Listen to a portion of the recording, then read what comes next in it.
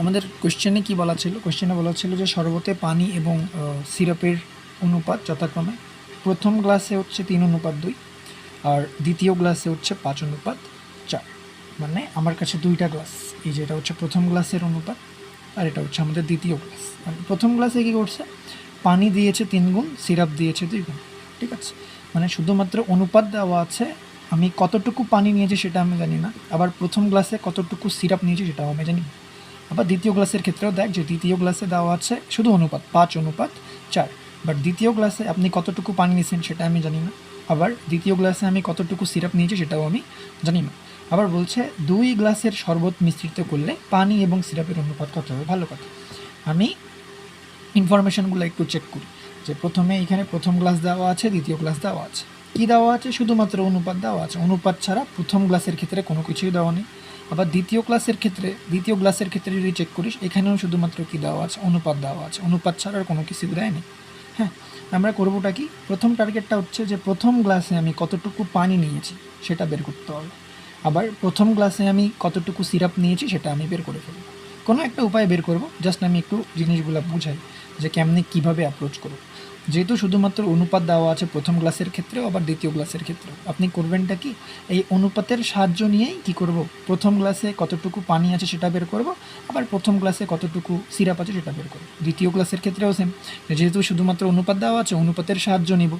এখন এইখানে সাহায্য নিয়ে কী বের করব, ওই আগে যেটা বের করছিলে সেটাই, দ্বিতীয় গ্লাসে কতটুকু পানি আছে সেটা বের করে নিব, আবার দ্বিতীয় গ্লাসে কতটুকু সিরাপ নিয়েছি সেটা বের করব। তারপর মিশ্রিত করলে কী হবে, পানির সাথে পানি যোগ হবে আর সিরাপের সাথে সিরাপ যোগ হবে, জাস্ট এতটুকু। তাহলে প্রথম টার্গেটটা হচ্ছে এই অনুপাত থেকে প্রথম গ্লাসে কতটুকু পানি সেটা বের করে ফেলা, আবার এই অনুপাত থেকে কতটুকু আমার সিরাপ আছে সেটা কী করা, বের করে ফেলা। এখন ভাইয়া টাইপ 1-এ পড়বে নাকি টাইপ 2-এ পড়বে, এটা হচ্ছে আমাদের ফান্ডামেন্টাল একটা জিনিস মনে রাখবেন যে এই টাইপের কোয়েশ্চেন দেখেন পানি আর সিরাপ দেওয়া আছে, পানি সিরাপ ছাড়া তো 3 নাম্বার কোনো উপাদান দেওয়া নেই। ঠিক আছে, তাহলে যেহেতু শুধুমাত্র অনুপাত দিয়েছে আর উপাদান সংখ্যা শুধুমাত্র 2টা, 3টা উপাদান না আমাদের, আমরা বলতেই পারবো এটা টাইপ 1-এর ভিতরে পড়ে যাবে। যদিও এটা বলা যায় না একেবারে টাইপ 1, একটু ইউনিক টাইপের কোয়েশ্চেন, মনে রাখবেন টাইপ 1-এর মতো করে এটাকে সমাধান করতে হয়। এখন টাইপ 1-এ আমরা কী করতাম, যে প্রথমে অনুপাতগুলো যোগ করতাম। তো এখানে আমি লিখলাম আগে যে প্রথম গ্লাসে পানি এবং শরবতের অনুপাত 3:2 ছিল, লিখলাম 3:2। এখন কী করতে হবে, এটা যেহেতু টাইপ 1 দিয়ে আমি সমাধান করব, আমি কি করব ভাইয়া, আগে অনুপাতের রাশিগুলো যোগ করব। তাহলে অনুপাতের রাশিগুলোর যোগফল কত হয়, 3 + 2 5। এখন আমরা কি জানি যে যেহেতু টাইপ 1, অনুপাতগুলো যোগ করে আলাদা করে পানির পরিমাণ বের করে ফেলবো, তারপর আলাদা করে শরবতের পরিমাণ বের করে ফেলবো। তাই আমি সুন্দর করে লিখলাম এখানে যে প্রথম গ্লাসে পানির পরিমাণ। এখন আমরা কি জানি যে নিচে সবসময় মোট লিখতে হয় আর উপরে যে উপাদানটা আমি বের করতে চাচ্ছি তার অনুপাত লিখতে হয়। তাহলে প্রথম গ্লাসে পানির পরিমাণ, যেহেতু আমাদের মোট বেরোইছিল 5, আমি লিখলাম 5। এখানে পানির পরিমাণ দেখেন তো, এখানে পানির অনুপাত কত ছিল, 3, তার জন্য উপরে 3। আবার সেম প্রথম গ্লাসে সিরাপের অনুপাত বা সিরাপের পরিমাণ, আমরা কি জানি নিচে হচ্ছে মোট 5 ছিল আর উপরে কি বসে, উপরে যেইটা তোর অনুপাত বের করতেছিস তার মানটা, এখানে কার অনুপাত বের করতেছিলাম আমি, সিরাপের অনুপাত কত দেওয়া ছিল, 2, তা 2 লিখলাম।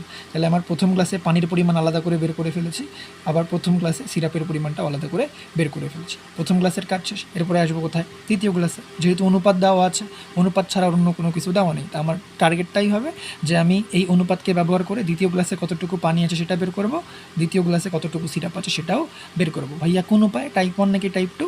যেহেতু শুধু অনুপাত দেওয়া আছে, অনুপাত ছাড়া কোনো কিছুই দেয় নেই। ঠিক আছে, তা আমরা বের করবো টাইপ 1 দিয়ে। তাহলে টাইপ 1 কী করতাম, এর আগে যেমন করে করছিলি যে দ্বিতীয় গ্লাসে পানি এবং সিরাপের অনুপাত 5:4, এখানে দেওয়া ছিল 5:4 লিখলাম। এখন টাইপ 1-এর সমাধান কেমনে করতে হয় ভাইয়া, অনুপাতের রাশিগুলোর যোগ করে, তা লিখলাম অনুপাতের রাশিগুলোর যোগফল 5 + 4 9। এখন আলাদা করে পানির পরিমাণ বের করব। আমরা জানি যে আলাদা করে বের করার জন্য আমার মোট অনুপাতটা বা মোট যে উপাদান বা মোট যে মানটা বের করছি সেটা নিচে, আর যার মান বের করব সেটার অনুপাতটা উপরে। তাহলে পানির মানটা বের করতেছিলাম, পানির অনুপাত এখানে 5 ছিল, উপরে 5 গেল। আবার সেম দ্বিতীয় গ্লাসে সিরাপের অনুপাত, নিচে হচ্ছে আমাদের মোট আর উপরে হচ্ছে দেখেন সিরাপের এখানে অনুপাত কত দেওয়া ছিল, 4 লিখলাম।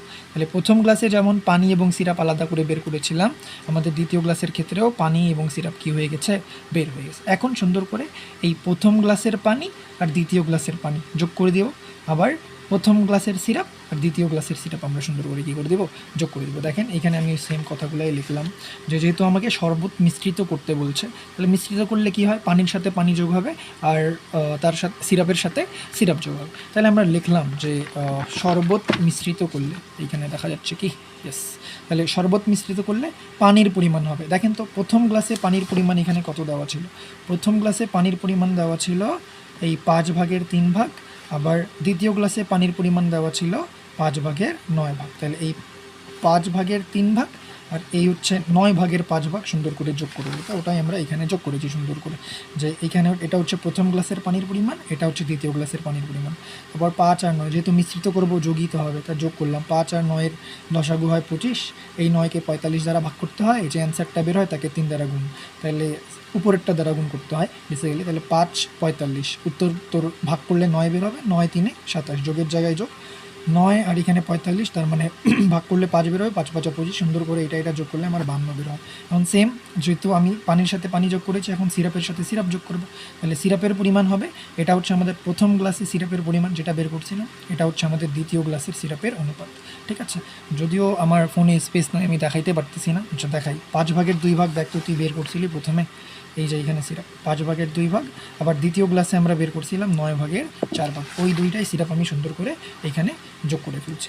এই যে 5/2, 9/4, এই সেম যে ভাইয়া 5 আর 9-এর লসাগু 45, 5-কে 45 দ্বারা ভাগ করলে 9, 9-কে আবার 2 দ্বারা গুণ করতে হবে 18, আবার 9-কে 45 দ্বারা ভাগ করলে 5, 5-কে 4 দ্বারা গুণ করলে 20, 18 আর 20 গুণ করলে হয় কত, 38। এখন শুধু যোগ করতে বলে নাই, আমাদের মেবি কোয়েশ্চেনে বলছিল যে কি করতে হবে, মিশ্রিত করার পর এই যে মিশ্রিত করলে পানি এবং সিরাপের অনুপাত কত হবে।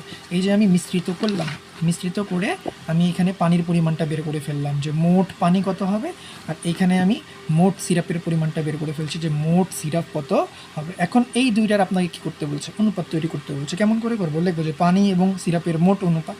এখন আমাদের পানি ছিল 52/45, লিখলাম 52/45, যেহেতু অনুপাত বের করতে বলছে একটা অনুপাত চিহ্ন দিলাম। আমাদের তারপরে সিরাপ কত, 38/45, লিখলাম 38/45। এখন আমরা জানি যে এটা অনুপাত না, এটা একটু মনে রাখবেন যে এখানে 45 এখানে 45, যেহেতু সেম আছে নিচেরগুলো আমি কী করতে পারবো, কেটে দিতে পারবো, কারণ অনুপাতের আরেক নাম ভাগ, এই ভাগটাকে আপনি গুণ করবেন, এটা উল্টায় যাবে, এটা অনেক প্রসেস আছে, এটা আমি দেখাইলাম না। আমি হয়তো বা কোনো একটা ছবি টবি করে ধর আমি এখানে রাফ করে পাঠিয়ে দেবো, সমস্যা নেই, না বুঝতে পারা নেই। তো এতটুকু মনে রাখবেন, নিচের যেহেতু হর সেম আর মাঝখানে অনুপাত চিহ্ন, তাহলে হর আর হর সেম থাকলে আমি কাটি করতে পারবো। 45 বাদ থাকলো কত ভাই, 52 আর তাহলে লিখলাম 52/38। এখন 52-কেও 2 দ্বারা ভাগ করা যায়, 38-কেও 2 দ্বারা ভাগ করা যায়, তো 2 দ্বারা ভাগ করলাম, 2 দ্বারা ভাগ করলে এখানে 26, এখানে 29, আর এখানে 26/19। এখন এটাকে যেহেতু কাটাকাটি করতে পারবো না, এটাই হচ্ছে আমাদের ফাইনাল অ্যান্সার।